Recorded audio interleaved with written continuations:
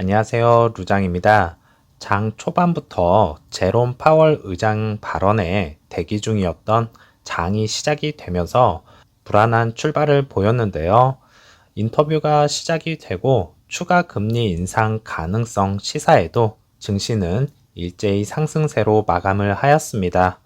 파월 의장의 발언에서는 인플레이션 둔화되는 과정에 있으며 1월 신규 고용 등 고용 지표를 지켜보면서 인플레이션이 둔화하지 않는다면 시장에서 현재 전망하는 것보다 더 강도 높은 금리 인상을 하겠다는 것도 내비쳤습니다. 3대 지수 모두 상승으로 마감을 하였지만 파월 연준 의장의 말 한마디에 변동성이 정말 컸던 것을 볼 수가 있었네요. 나스닥은 결국엔 1.90%가 상승을 하였는데요. 이렇게 조금씩 조정을 받으면서 앞으로 지속적으로 상승으로 이어지지 않을까 생각됩니다. 빅스 지수도 증시의 상승을 바라보면서 안정감을 다시 되찾는 모습이었고, 다만 이제 걱정이 되는 것이 10년물 국채금리인데요. 벌써 3.6까지 치고 올라갔습니다. 여기서 이제 멈추어야지만 증시가 다시 올라갈 수 있는 발판을 마련을 할 수 있을 것입니다. EV 섹터주 흐름도 함께 살펴보시죠. 리비아는 마이너스 1.53%, 테슬라는 플러스 1.05%, 루시드는 마이너스 3.26%가 하락을 하면서 여전히 테슬라의 상승세가 멈추지 않고 있습니다. 루시드와 리비안, 나스닥의 상승세를 따라가 주었으면 하는 아쉬움이 많이 남겠고요. 테슬라의 가격 인하, 스타트업 기업에게는 사실상 큰 타격을 입을 수밖에 없는 것인데요. 흑자 전환을 못 내고 있는 루시드에게는 더 큰 타격이라 할 수가 있겠고, 테슬라도 흑자 전환을 하기 전까지는 수많은 어려움을 겪어내면서 몇 년이라는 세월을 흘려보내야만 했었습니다. 루시드의 흑자 전환은 2025년 정도로 예상을 하고 있지만 시시각각 빠르게 변하는 EV 시장, 루시드는 언제쯤 가능하다라고 생각하십니까? 개인적으로는요, 2023년부터 사우디 물량이 풀리기 시작을 한다라면 충분히 2025년에는 흑자 전환을 꼭 달성하리라 생각이 듭니다. 로이터 보도에 따르면요, 테슬라의 가격 인하는 루시드와 리비안 같은 EV 신생 기업이 시장 점유율을 빼앗아 가는 것을 더 어렵게 만들고 있다고 말을 하였네요. 역시 이 힘든 시기에 믿을 수 있는 것은 사우디 물량밖에 없다라는 개인적인 생각인데요. 어느 정도 버텨주다가 앞으로 짧게는 한 2년, 길게는 3년이면 루시드도 자리를 완전히 잡을 것입니다. 흑자 전환만 이루어낸다라면 주가는 물론이고 그동안 루시드 이미지도 상당히 굳혀질 것이겠고요. 거기에 이제 저가형 모델까지 추가가 되면 폭발적인 성장성 기대를 해도 될 것이다 라고 말씀을 드리겠습니다. 그래서 루시드는 애프터 장에서는 플러스 0.43%가 상승을 하면서 16.62불로 마감이 되었고요. 오더플로에서는 어제와 마찬가지로 스몰캡을 제외한 곳에서 매수가 약간 더 많은 것과 1분봉은 장 초반부터 급격하게 하락을 하는 모습이었는데요.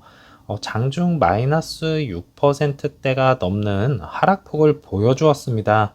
어제 영상에서도 말씀을 드렸듯이 21선을 정말 기다리려나 보네요. 장 초반 공매도 공격이 다시 시작이 되었는데요. 바이아웃이 루머라는 사실을 점점 인지를 하고 있다는 듯이 이전처럼 공매도 다시 신나게 때리고 있습니다. 루시드 주가 상승에는 숏 스퀴즈밖에 없는 것일까요? 저희가 원하는 주가는 단기간 폭등이 아닌 지속적인 상승을 더 원하고 있는데요.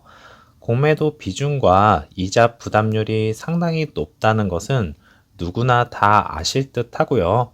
그러면서 숏 스퀴즈가 발생을 할 수 있다. 이렇게 언급을 하면서도 시킹 알파에서는 바이아웃에 대한 미련을 아직도 버리지 못하나 봅니다. 루시드 바이아웃에 관한 내용을 또다시 게시를 하면서 현재 투자 가치는 없지만 사우디가 인수를 하게 된다면 주식에 드라이브를 걸 수 있다고 하는데요.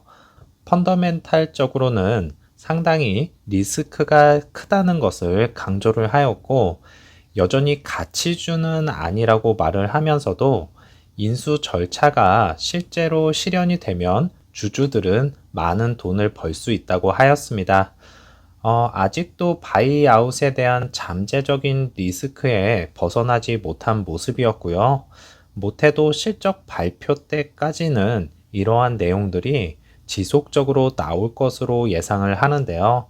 그로 인해서 변동성은 어느 정도는 감수를 해야 할 것입니다. 그동안 잠잠했던 테크토크 3가 진행이 될 예정인데요. 이번 테크토크에서는 헤드램프에 관련해서 이야기를 이어갈 것이겠고 2월 17일에 공개 예정입니다. 제가 이제 2월 18일부터 20일까지 휴가 일정이 잡혀 있어서 바로 언급은 해드리지 못할 것 같네요. 2023년 세계 올해의 자동차 후보에 루시드, BMW, 기아, 현대 이렇게 후보에 올랐다는 소식인데요. 루시드는 지난 2022년 모터 트렌드 우승 수상 경력이 있는 차량인데 다시 한번 주목을 받고 있습니다. 수많은 차량들이 목록에 올라왔고요. 럭셔리 부문에서 루시드가 다시 1위 수상을 하였으면 좋겠네요. 소식이 올라오면 다시 언급을 해드리도록 하겠습니다. 그리고 2023년 가장 빠르게 충전이 되는 EV 차량을 소개를 하는데요.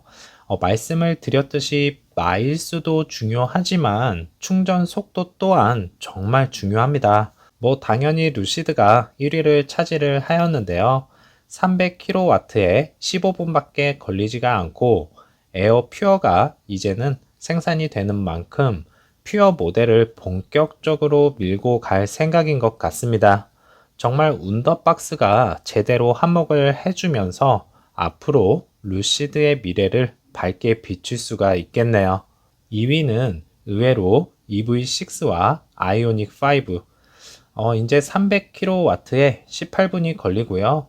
상당히 빠른 충전 속도를 보여줍니다. 이제 쭉 넘어와서요. 6위인 포르쉐 타이칸인데요. 270kW에 22.5분.